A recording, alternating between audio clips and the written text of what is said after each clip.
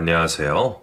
저는 회사를 다니고 있는 평범한 30대 여성 사연자입니다. 결혼을 했었지만 결국 이혼을 하고 지금은 혼자 지내고 있는 돌싱이기도 하죠.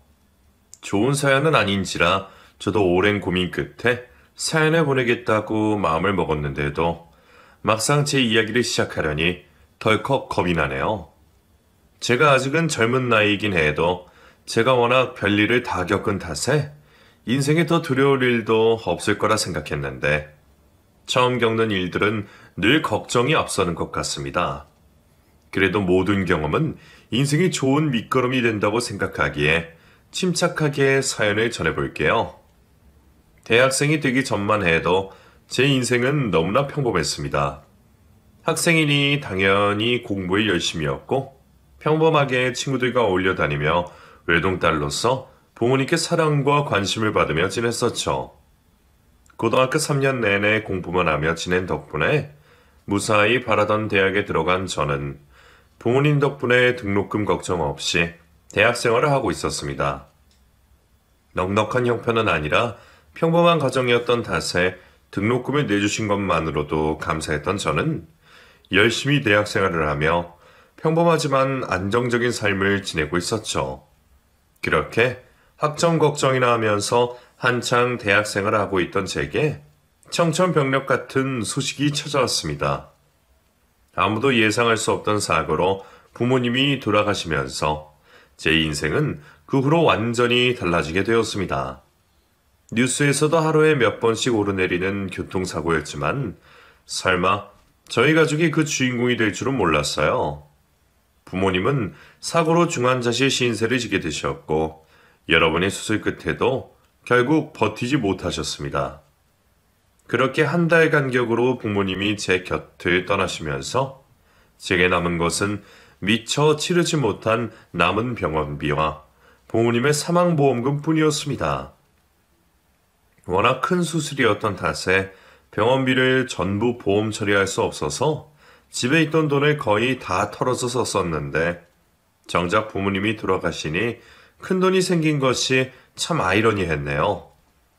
제가 유일한 자식이었기에 부모님의 보험금은 전부 제 몫이 되었지만 그 돈이 부모님의 목숨값이라는 생각에 저는 부모님의 보험금에 차마 손댈 수 없었습니다. 그나마 남아있던 재산으로는 부모님의 장례를 치르고 남은 돈이 없어서 대학 등록금을 내지 못하고 있었죠. 취업만 하면 바로 갚겠다며 그나마 가깝게 지냈던 친척분들에게 도움을 구하기도 했지만 제 사정을 뻔히 알면서도 누구도 저를 도와주는 사람은 없었고 저는 남은 대학 등록금과 생활비를 혼자 감당할 여력이 되지 못했습니다. 계속 휴학을 유지하고 아르바이트를 할까 생각도 했지만 부모님의 곁을 지키느라 이미 한참 졸업이 늦어진 탓에 복학을 더 미루기 어려웠어요. 결국 저는 쓰고 싶지 않았던 부모님의 보험금을 쓸 수밖에 없었습니다. 제 몸 편하자고 핑계였을지도 모르겠지만 저는 알 수 없는 죄책감을 느끼며 그 돈으로 남은 생을 살기로 했어요. 그래도 그 덕분에 무사히 졸업할 수 있었고 저는 부모님 없이도 홀로 서기를 할 수 있었습니다. 솔직히 말하자면 부모님이 돌아가신 후에는 기댈 곳이 없다는 이유로 인생에 별 미련은 없었습니다. 공부를 계속해야 하는지 졸업을 하면 뭘 하는지 별로 삶에 의미가 없다 싶었어요. 그래서 처음에는 제가 대학 합격했을 때 유난히 좋아하셨던 부모님 생각에 졸업만은 하자며 부모님의 보험금으로 대학 등록금을 치렀고 그 후에는 부모님 목숨값으로 공부를 했다는 생각에 힘들겠다는 졸업장을 들고 취업까지 하게 되었습니다. 그렇게 핑계를 대며 살다 보니 사라지는 인생이었어요. 하지만 그럼에도 저는 마음 붙일 곳이 별로 없었습니다. 제 사정을 자세히 알고 있는 지인도 몇 없었고 당시에는 친구들도 다 어릴 때라 속 깊은 이야기를 나눌 상대가 없었거든요. 그래서 저한테 진짜 친구는 저희 부모님 장례식을 마지막까지 지켜준 혜수가 유일하다 생각했어요. 대학 시절 만나게 된 혜수는 제가 힘들 때마다 곁에 있어주던 고마운 친구였고 제 모든 고민을 털어놓는 사람이었습니다. 친구는 횟수가 있으니 하나면 족하다고 해도 가족이라 부를 수 있는 사람은 결국 없었네요. 욕심으로는 좋은 사람을 만나서 제 가정을 꾸리고 싶은 마음도 있었지만 고아인 제 사정을 꺼려하는 사람들 때문에 연애와 결혼도 쉽지 않은 일이었습니다. 하지만 인연은 어디에다 있는지 그런 제게도 다가와준 사람이 있었어요. 그게 바로 인수 씨였죠. 거래처 직원으로 처음 만났었던 인수 씨는 참 좋은 사람이었습니다. 사람들에게 늘 다정하고 친절해서 주변 평판도 너무 좋았었죠. 그런 사람이 저처럼 가족이 없다는 것을 알게 된 것은 한참 뒤의 일이었습니다. 저와 달리 워낙 긍정적인 사람이라 그런 슬픔이 있는 줄 몰랐는데 우연히 인수 씨 부모님의 기일을 알게 되어 그 사람의 사정까지 듣게 되었어요. 매년 혼자 부모님의 기일을 챙기며 슬퍼했던 저는 답지 않은 웬 오질 앞에 그날 그 사람의 곁을 지켜주었고 그렇게 저희의 인연이 시작되게 되었습니다. 연애를 하는 동안 저희는 남들이 부러워할 만큼 잘 어울렸고 저도 모르게 인수 씨에게 의지하게 되었어요.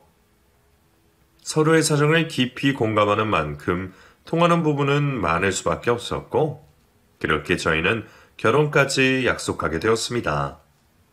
어쩌다 연애를 하게 되더라도 시댁반대에 부딪혀서 결혼까지는 쉽지 않을 거라 생각했는데 저희는 서로 사정도 비슷하고 반대할 식구들도 없으니 결혼도 그리 어려운 일은 아니었어요.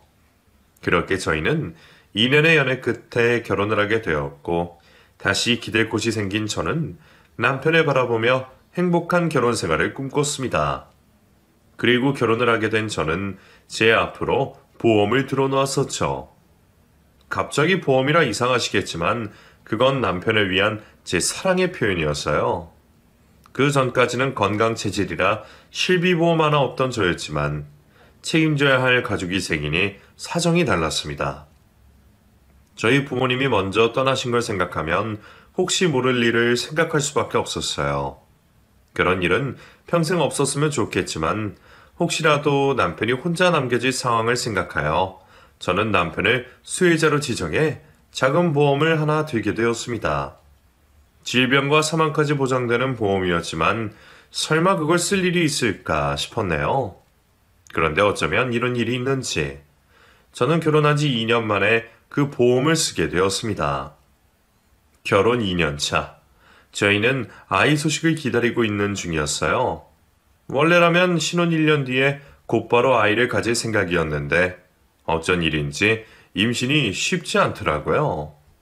남편은 신혼이 길면 더 좋은 거지 않냐며 마음 편히 지내라고 했지만 여자 나이 30이 훌쩍 넘어간 저로서는 여러모로 걱정이 될 수밖에 없었죠. 그래서 남편에게는 말하지 않고 혼자 검사를 받으러 갔습니다.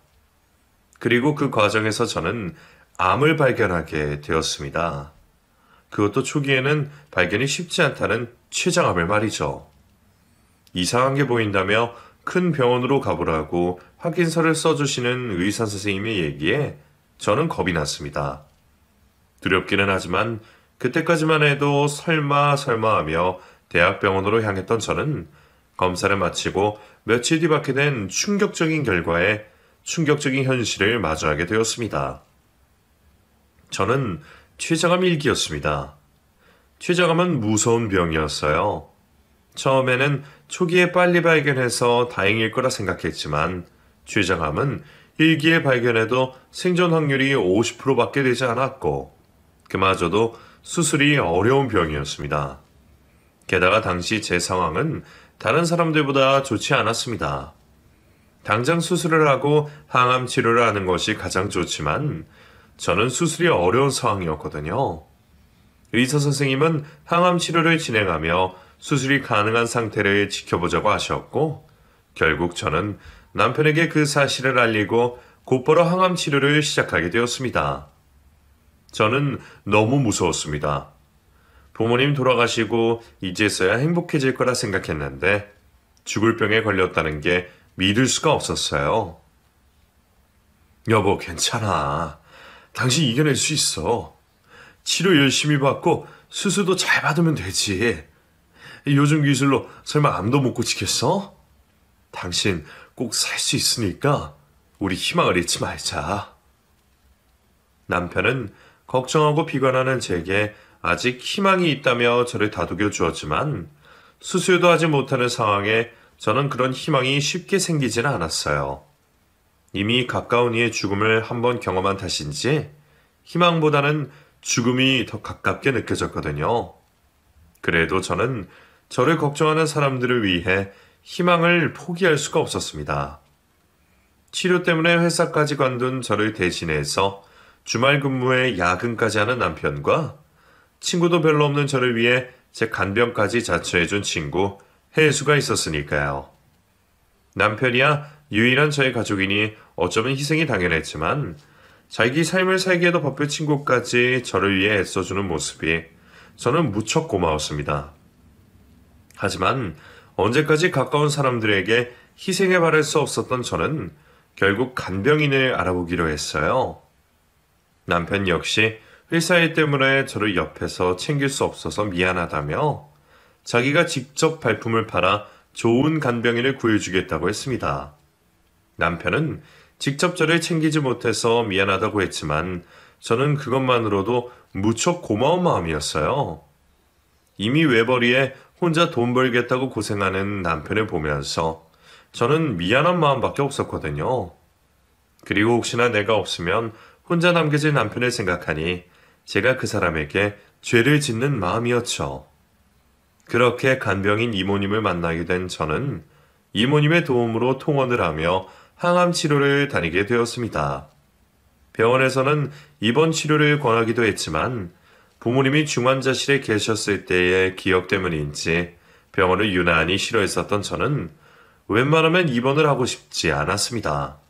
그래서 항암 치료를 받을 때만 입원, 퇴원을 반복하며 평소에는 최대한 집에 있으려고 노력했어요.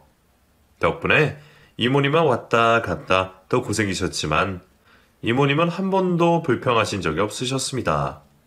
오히려 제 대신 살림까지 챙겨주시고 저를 정말 가족처럼 돌봐주셨어요.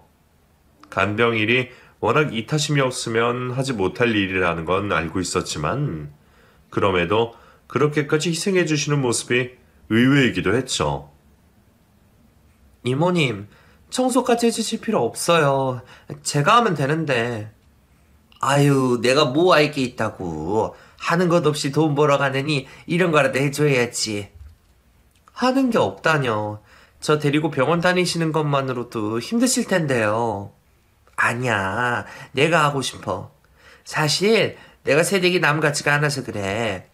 새댁을 보면 꼭 옛날에 잃어버린 내 딸 같아서 말이야. 그러고 보니 우리 딸이랑 많이 닮은 것도 같으네. 나이도 비슷하고.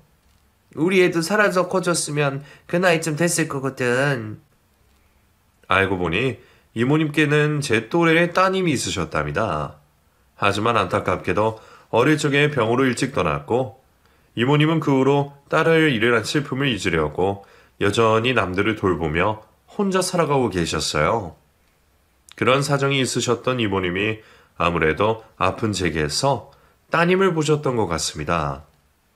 그래서인지 제게 정말 엄마처럼 잘해주셨어요. 너무 잘해주시고 챙겨주시는 덕에 민망스러울 정도로 죄송했지만 저도 오랜만에 받는 그런 애정이 싫지는 않았습니다.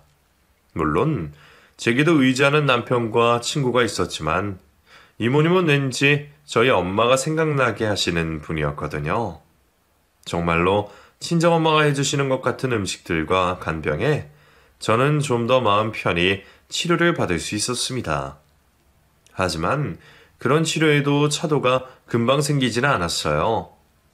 벌써 몇 달이 지났는데도 수술할 수 있는 기미는 보이지 않았고 주변에서도 자꾸만 나쁜 소식들만 접하다 보니 제 스스로도 포기하고 싶어질 때가 있었죠. 하지만 저를 응원해주는 사람들의 마음을 모른 채 할 수 없었던 저는 저를 아껴주는 사람들의 응원으로 힘든 항암 치료를 이겨내며 버티고 있었어요. 하지만 그런 제게 어느 날 믿지 못할 일이 벌어지게 되었습니다. 그날은 제가 항암 치료를 하기 위해 입원이 예정되어 있었던 날이었는데 그날따라 제 컨디션이 너무 좋지 못해서 진행 예정이었던 항암 치료를 취소하고 일찍 집으로 돌아와 있던 날이었습니다. 원래 예정대로라면 이틀간 병원에 입원해 있어야 했지만 그날은 반나절도 되지 않아 집으로 돌아오게 되었죠. 병원에 다녀오니 곧 남편이 퇴근할 시간이라 저는 이모님을 보내드리고 집에 혼자 있게 되었습니다. 세댁, 정말 혼자 있을 수 있겠어? 어차피 원래 내가 옆에 있어줘야 하는 건데. 아니에요, 이모님. 저 정말 괜찮아요. 피곤한 거 말고는 어디 아픈 데도 없고요. 그냥 집에서 자고 쉬면 될 것 같아요. 그럼 내가 저녁이라도 챙겨주고 갈까? 속도 안 좋다면서 죽이라도 끓여놓고 갈게. 아니에요. 오늘 제가 휴가 드리고 싶어서 그러는 건데요. 어차피 남편 곧 오니까 오면 남편한테 부탁할게요. 요 몇 달 동안 저 때문에 쉬지도 못하셨잖아요. 제가 너무 죄송했어서 그래요. 저도 마음 편히 쉬고 있을 테니까 이모도 집에서 좀 쉬다 오세요. 얼른 들어가 보세요. 어차피 컨디션 난초였을 뿐 몸에 큰 문제가 있었던 건 아니었던지라 저는 저를 계속 걱정하는 간병인 이모님을 일찍 돌려보내며 작은 방에서 잠을 청했습니다. 사실 제가 아픈 뒤로 저희 부부는 계속 각방을 쓰고 있었어요. 밤새 진통에 뒤척이며 제대로 잠들지도 못하다 보니 제가 옆에 있으면 남편까지 잠을 설치게 되더라고요. 안 그래도 저 때문에 일하느라 피곤할 남편을 걱정한 저는 제가 먼저 각방을 쓰자고 제안했었습니다. 그걸 생각해보니 제가 아내로서 남편에게 제대로 해주는 것도 없이 참 못난 와이프였다는 생각이 들었죠. 곧 들어올 남편을 기다리며 오랜만에 안방에 들어가서 잘까도 했지만 몇 달째 본의 아니게 각방 생활을 하다 보니 저도 왠지 쓰던 방이 편하더라고요. 그래서 저는 남편과 따로 지내는 제 방에서 잠시 잠에 들게 되었습니다. 시간이 얼마나 지났을까요? 날은 어둑어둑해졌고 현관이 열리는 소리가 들리더니 집 안으로 누군가 들어오는 소리가 들렸습니다. 선잠을 자고 있던 저는 당연히 남편일 거라 생각하며 몸을 일으키려던 찰나 뒤이어 들려오는 여자의 목소리에 저는 몸이 굳어버렸어요. 자기야, 나 오늘 저녁 뭐 해줄 거야? 나 파스타 먹고 싶은데? 나 저번에 줬던 파스타 해주라. 파스타? 그게 먹고 싶어? 그래. 오늘 그럼 파스타랑 와인 한잔 할까? 오랜만에 분위기도 잡을 겸. 그럴까? 너무 좋지. 우리 둘만 있으니까 너무너무 행복하다. 자기야, 나 요즘 정말 행복해. 나도 정말 행복해. 나도 요즘 같기만 하면 좋겠다니까. 근데 우리 이래도 되는 거 맞나? 나 가끔 진짜 불안해. 이제 와서 뭘. 어차피 가망도 없어 보이고 이제 얼마 안 남았어. 우리는 그냥 계속 조심하다가 민영이 죽으면 마음 편히 새 출발하면 되는 거야. 민영이 이 기집애가 언제 나 몰래 보험을 들어놨는지 그건 기특하다니까. 아무튼 우리는 그냥 고맙게 보험금만 받으면 되는 거야. 그때만 되면 더 큰 집으로 이사도 가고 내가 자기 호강시켜줄게. 집안에서 들려오는 의문의 여성의 목소리는 제가 익히 잘 알고 있던 사람이었습니다. 바로 제게는 자매만큼이나 가까웠고 제 사정을 모두 알 만큼 유일했던 단짝 친구 혜수였었죠. 너무 오래 알고 지내서 절대 모를 리 없는 그 목소리를 듣자 저는 온몸이 떨리는 듯 했습니다. 이 시간에 두 사람이 우리 집에 왜 있는 것이고 두 사람이 무슨 관계인지 직접 보지 않아도 알게 되는 상황에 저는 정신을 잃을 것만 같았습니다. 그런데 그들의 대화 내용은 더욱 충격적이었어요. 내가 집안에 있는지 모르고 정신없이 떠드는 두 사람이 지금 대체 무슨 이야기를 하고 있는 건지. 저는 제가 죽으면 제 보험금으로 새 출발을 하겠다는 두 사람의 끔찍한 계획을 알게 되었습니다. 그 순간 저는 거실에 있는 두 사람의 존재가 너무 무서웠습니다. 여태 제게 의지가 되어주고 유일한 편이라 생각했던 두 사람이 한순간에 저희 적이 되는 그 순간 저는 당장 그 집에서 벗어나고 싶은 생각뿐이었어요. 제가 몸만 성했더라면 당장 뛰어나가서 도망을 치거나 두 사람을 아작내기라도 했겠지만 몸도 마음도 약해져 있던 제가 그 상황에 할 수 있는 것은 아무것도 없었습니다. 그저 그 두 사람이 저를 해치지 않기를, 제가 그 사실들을 알게 되었다는 것을 알아차리지 못하기를 바랄 뿐이었습니다. 한 집에 있어 숨지도 도망치지도 못하게 된 저는 다시 침대로 돌아가 억지로 눈을 감았습니다. 그리고 얼마 뒤 낌새를 느꼈는지 방문을 두드리는 소리에 놀라서 거칠어진 숨을 참을 수밖에 없었어요.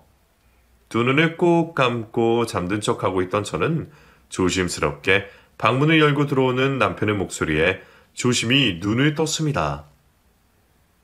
여보, 자?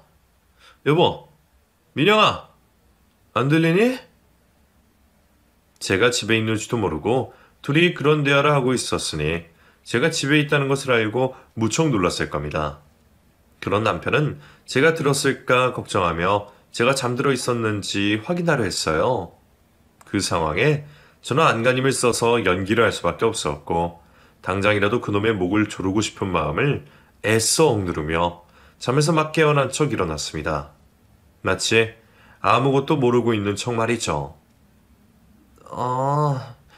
당신 왔어? 뭐야, 자기 오늘 항암 치료 간 날 아니었어?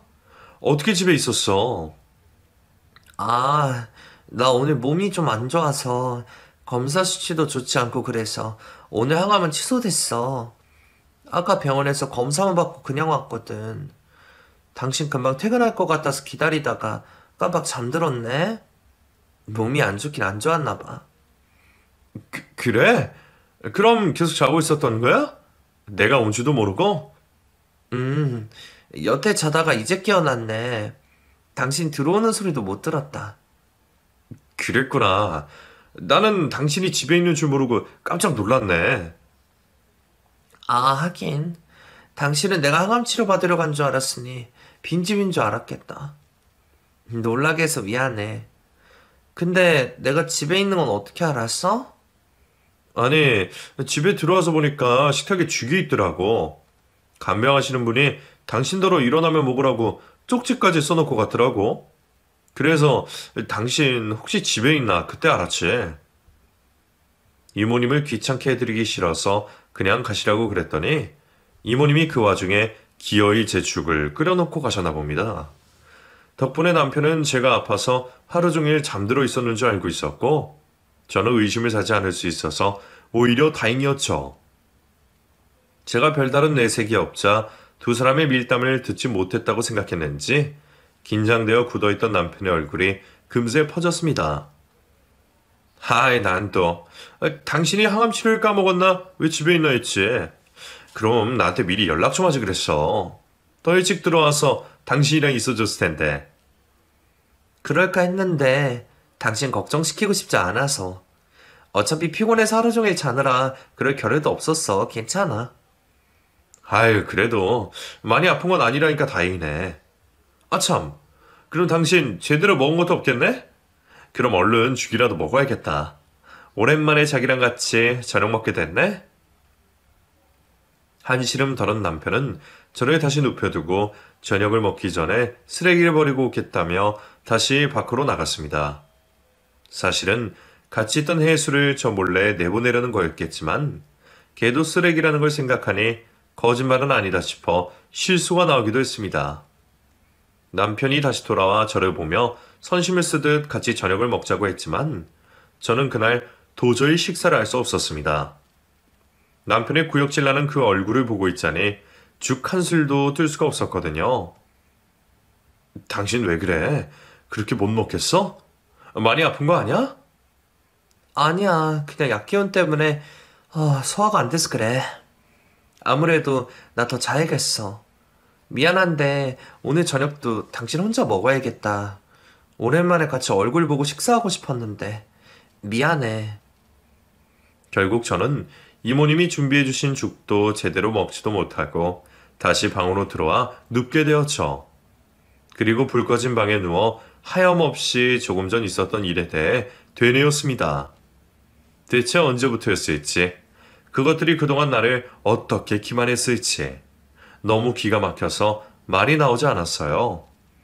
솔직히 처음에는 그 상황을 믿고 싶지도 않았습니다. 아무리 성욕에 미친 인간들이라고 해도 어떻게 가장 가까운 사람을 두고 바람을 필 수 있을지, 와이프와 친구가 아픈 틈에 타서 그런 짓을 벌일 수 있을지 제 입장에서는 도저히 믿기지 않았거든요. 하지만 몇백 번을 생각해보고 곱씹어 봐도 두 사람의 관계는 확실했습니다. 그리고 그 두 사람이 이제는 제 보험금을 탐내고 있고 제가 하루빨리 죽기만 바라고 있다는 것도 제가 똑똑히 들은 사실이었죠. 제가 그 일을 알게 된 그날 밤, 저는 결국 한숨도 자지 못하고 그런 생각에 괴로워했습니다. 그리고 다음 날이 되어 남편이 출근한 뒤 곧장 이모님을 불러 자초지종을 얘기하게 되었죠. 너무 비참하고 괴로워서 어디에 나가도 얘기를 해야 할 것 같았는데 가장 친한 친구와 남편을 잃은 제가 달리 기댈 곳이 지인도 아니고 간병인 이모님밖에 없더라고요. 이제 겨우 반년 알고 지낸 사이에 그런 얘기까지 전해도 되는 건가 싶었지만 당시에는 저도 다른 방법이 없었습니다. 누구에게라도 도움을 청하고 싶은 마음에 저도 모르게 제게 잘해주시던 이모님을 찾게 되었어요. 세상에, 그게 정말이야? 아니, 그 사람들 내 앞에서는 스텝 걱정만 하고 눈물까지 보이더니 인간들이 어떻게 그럴 수가 있어. 그것들 완전히 인간 쓰레기들이구만. 이모, 저 이제 어떻게 해요? 저 앞으로 어떻게 살아야 해요? 그 두 사람이 저를 두고 그럴 줄은 정말 몰랐어요. 아이고, 새댁이 정말 많이 힘들었겠다. 그래도 모른 척한 건 정말 잘한 거야. 그 상황에 괜히 아는 척 했다가는 큰일 날 뻔했다. 남의 목숨값 노리는 것들이 새댁이 그걸 알았다는 걸 보고 가만히 뒀겠어? 당분간은 계속 모른 척하고 조심하는 게 좋을 것 같다. 암튼 그 썩을 것들 정말 천벌을 받아야 하는데 말이야. 그럼 계속 그렇게 모른 척만 해요? 저 앞으로는 어떻게 해야 해요? 어떻게 하긴 얼른 이혼을 해야지. 그런 놈이랑 한시도 같이 있을 수 없잖아. 새댁이 계속 참고 살다가는 그 전에 사단이 날 거다. 가뜩이나 몸도 아픈데 그런데 신경 쓰고 스트레스 받을 수는 없잖아. 아유, 세상에. 그렇게 멀쩡한 사람도 아니고 아픔만으로 두고 그럴 수가 있는 거야? 게다가 가장 친하다는 친구를 안 년이 어떻게 남의 남편을 넘볼 수가 있어? 이것들 정말 가만히 두면 안 되는데. 간통죄가 왜 없어졌는지 몰라. 아주 그런 썩을 것들은 감옥에 보내서 평생 콩밥을 먹게 해야 하는데 말이야. 너무 황당하고 무서워서 화낼 기력도 없는 제 대신 열심히 화내주시던 이모님은 제게 더 큰 일이 벌어지기 전에 하루빨리 이혼하라고 말씀해 주셨습니다. 저도 이혼밖에는 답이 없다는 걸 알고 있었지만 제대로 된 외도 증거도 없는 상황에 이혼이 쉬운 결정은 아니었어요.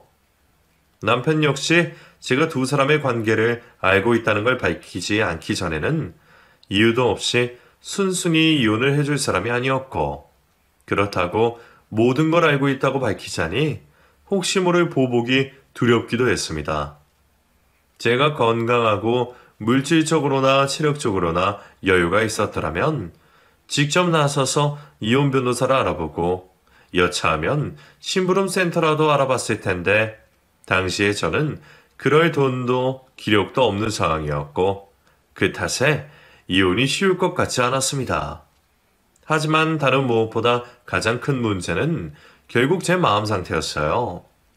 그동안 저를 걱정하는 남편과 친구 덕분에 겨우 버텨왔던 제가 가족과도 같은 유일한 사람들에게 배신당하고 농락당했다는 사실은 저를 충분히 좌절하게 만들었으니까요. 아무렇게 된 후로 매일 죽고 싶고 포기하고 싶던 생각을 주변 사람들의 응원으로 겨우 억누르고 있었던 제가 결국 모든 걸 포기하게 만들었죠. 이혼이요? 솔직히 지금은 잘 모르겠어요. 이혼을 하면 뭐 하는지, 남편한테 보험금이 가면 또 어떤지, 그게 다 나랑 무슨 상관일까 싶네요. 그게 무슨 말이야? 무슨 상관이냐니? 그럼 그것들이 세댁 두고 잘 살아도 괜찮아? 그렇잖아요. 저 항암 치료받으면서도 차도가 있는지도 모르겠고, 당장 수술도 못할 거라. 그러면 살 확률은 점점 떨어지고 있는데, 제가 죽으면 보험도 결국 누군가는 받아야 할 돈이잖아요. 그렇다고 제가 부모 형제가 있는 것도 아니고, 가족이라고는 남편 그놈 하나뿐인데, 어차피 사라질 돈이면 누가 쓰든 무슨 상관이었겠어요.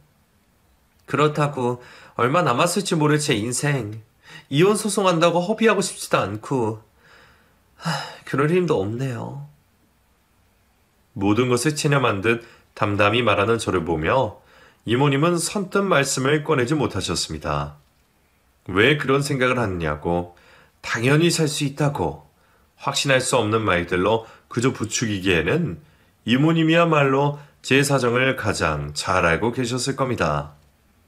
이모님이 그동안 간병일을 하시면서 저같이 희망을 잃고 삶을 포기하려는 사람을 얼마나 많이 보셨는지 저도 잘 알고 있습니다.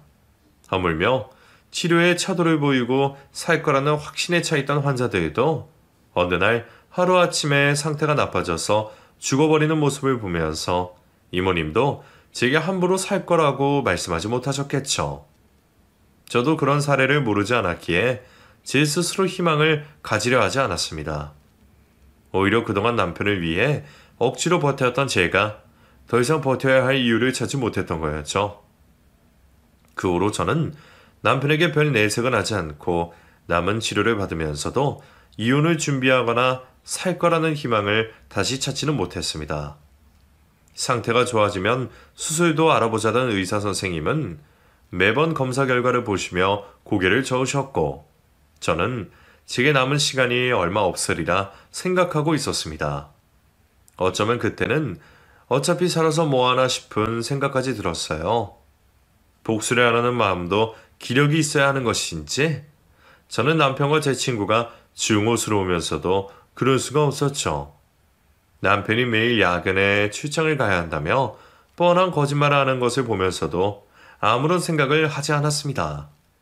그렇게 시간이 흐르기만 하던 어느 날 이모님이 제게 약봉지를 건네시며 말씀하셨습니다. 세댁, 집에 가서 약봉투 몰래 열어봐. 남편 절대 모르게 꼭 혼자 있을 때. 알겠지? 병원비 수납 때문에 오랜만에 병원을 따라온 남편 몰래 제게 약봉투를 쥐어주신 이모님은 제게 몰래 약봉투를 열어보라며 신신당부를 하셨습니다. 매번 지겹게보는 약인데 몰래 열어볼 일은 뭐가 있는 건지 궁금하고 의문스러웠지만 저는 이모님의 당부대로 남편에게 아무런 내색을 하지 않고 약봉지를 꼭 붙들고 있었습니다. 그리고 집으로 돌아가 혼자가 되어서야 이모님의 당부대로 약봉투를 열어볼 수 있었죠. 평범한 약봉지들 사이에서 작은 물체와 쪽지 한 장을 발견한 저는 순간 놀랐습니다. 저희 엄마 버리신 이모님이 어떻게 하셨던 건지 제게 보여주실 게 있다며 USB를 넣어주셨더라고요. 이모님의 의외의 모습에 놀라기도 잠시, 핸드폰에 USB를 연결한 저는 깜짝 놀랄 수밖에 없었습니다. 그곳에는 남편과 제 친구의 불륜 증거들이 가득 담겨 있었어요. 남편과 친구의 다정한 대화들이 담겨있는 차 내부 블랙박스 음성부터 두 사람이 모텔에 드나들며 찍힌 블랙박스 영상들까지, 그 내용이 너무 많아서 한참을 봐도 모자랄 정도였습니다. 게다가 어떻게 알아내셨는지 제 친구가 저희 집 아파트 키를 하나 더 만들어서 들고 다녔던 것도 알아내셔서 몰래 그 사진까지 찍어 놓으셨더라고요. 이 정도면 이혼 소송에 질 일은 없겠다는 생각을 하며 저는 그제서야 이모님의 의도를 알게 되었습니다. 제가 이혼할 여력도 없다며 인생을 포기하는 것을 보고 안쓰러우셨던 이모님이 제 대신 뛰어다니시면서 증거들을 모아주셨던 거였어요. 이모님이 제게 잘해주시는 건 알고 있었지만 이렇게 개인적인 일까지 걱정해서 나서주실 줄은 상상도 하지 못했습니다. 제가 이모님께 제 사정을 전했던 것도 직접적인 도움을 기대한 것이 아니라 그냥 신세한탄이라 생각했거든요. 이런 일이 남편에게 들키면 이모님은 곧바로 간병인 자리를 잘리고 어쩌면 다시는 간병인 일을 하지 못하실지도 모르는데 저를 위해 그렇게까지 해주셨다는 게 저도 쉽게 믿기지 않았습니다. 그리고 저를 위해 그렇게까지 나눠주신 이모님의 도움을 저도 모른 척 할 수 없었죠. 결국 저는 그런 이모님의 도움 덕에 다시 희망을 볼 수 있게 되었습니다. 가족과 친구에게서 버림받은 이상 나를 도와줄 사람은 없을 거라 생각했는데 이모님이 제게 그런 믿음을 보여주셨어요. 덕분에 저는 가지고 있는 돈을 털어 변호사를 구하게 되었고 이모님이 제게 건네주신 증거들로 곧바로 이혼을 준비하게 되었습니다. 이혼을 하게 되면 어차피 한 집에서 지내지 못하게 될 테니 그참에 병원에 입원을 하기로 결정했고 저는 남편이 집을 비운 사이 집안에 있던 제 짐을 몽땅 챙겨 보관소에 맡기고 병원 신세를 지게 되었습니다. 그리고 그 뒤에 남편에게 이혼 소장을 보내게 되었죠. 교만해서 그런지 제가 연기를 그만큼 잘했는지 제가 끝까지 모르고 있는 줄 알고 있었던 남편은 갑작스러운 이혼 소송에 뒤통수라도 맞은 듯 당황스러워했습니다. 전화가 와서는 오해라며 또다시 거짓말을 할 생각만 하더라고요. 여보, 이거 뭐야? 당신 나랑 이혼 소송하겠다 이거야? 게다가 이혼설과 남편을 왜 도라니? 당신이 뭔가 오해하고 있는 것 같은데 나 아니야. 바람이라니. 내가 설마 아픈 당신 두고 바람 피고 있었을 거라 생각해? 아니야, 나 정말 억울해. 그리고 이렇게 소송장부터 보낼 게 아니라 나랑 대화를 했어야지. 사람 뒤통수 치는 것도 아니고 이게 뭐야? 뒤통수라고? 뒤통수는 네가 쳤겠지. 내가 정말 모르고 있었다고 생각해? 왜? 죽을 병 걸려서 오늘 내일 하고 있으니까 내가 눈도 귀도 없는 머저리인 줄 알았니? 니들이 벌써부터 내가 죽었다고 생각하고 있었는지는 모르겠지만 나 아직 멀쩡히 살아있어. 그리고 내가 살아있는 한 네가 내 보험금 타먹고 내 덕 볼 일은 절대 없을 거야. 어디 감히 만날 사람이 없어서 내 친구를 만나? 전부 다 알고 있으니까 거짓말할 필요 없어. 그리고 이제 곧 혜수한테도 소송장 날아갈 거니까 준비하라고 전해줘. 간통죄는 없어졌지만 상간녀 소송을 할 수 있더라고. 뭐 그 돈이 내 보험금에 비하면 얼마 안 되겠지만 걔도 그 정도 벌은 받아야지. 그럼 나는 할 말 다 했으니까 앞으로 할 말 있으면 변호사 통해서 하고 다시는 얼굴 보지 말자. 마음 같아서는 쌍욕이라도 해주고 싶었지만 혹시 그놈이 녹음을 하고 있을지도 모른다는 생각에 저는 변호사님의 조언대로 취에 대한 차분하고 침착하게 대응했습니다.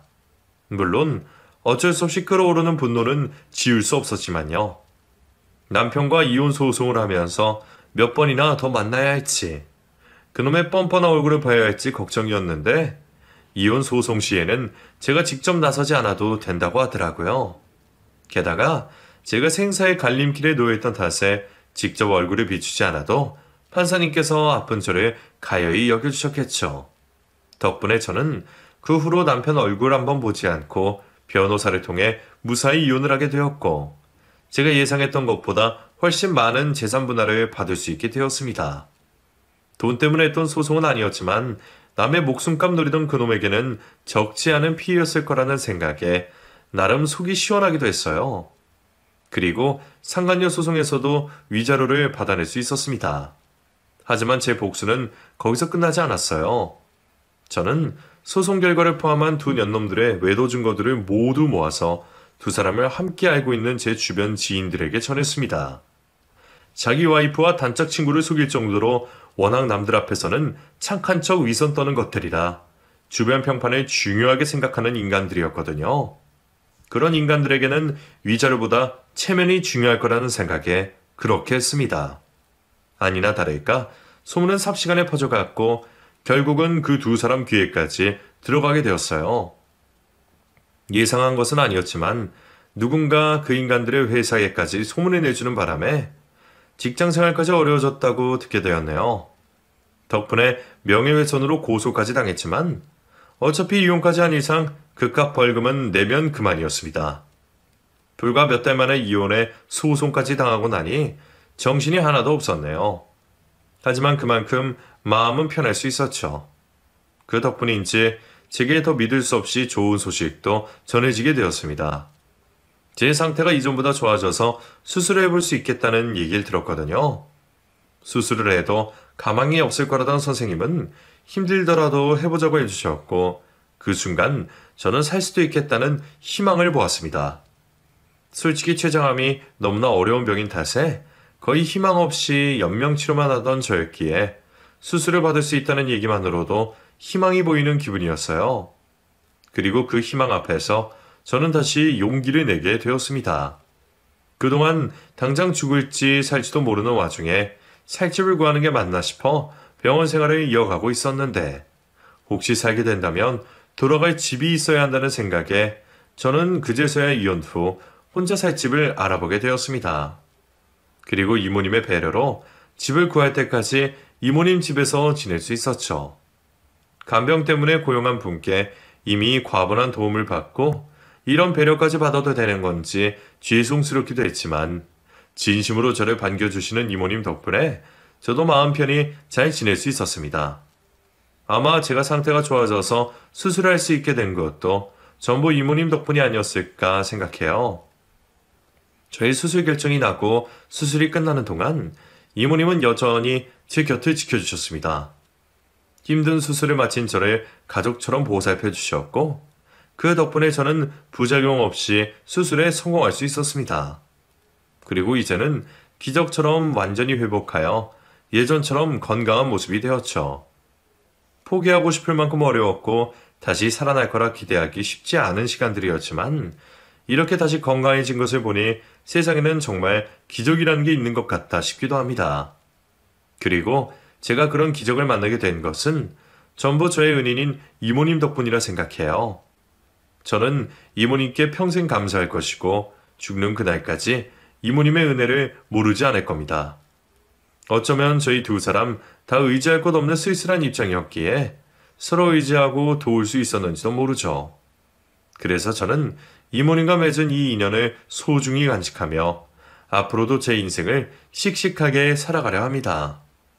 어렵게 얻은 건강에 새 출발을 앞둔 제게 여러분들이 응원해 주셨으면 좋겠네요. 감사합니다.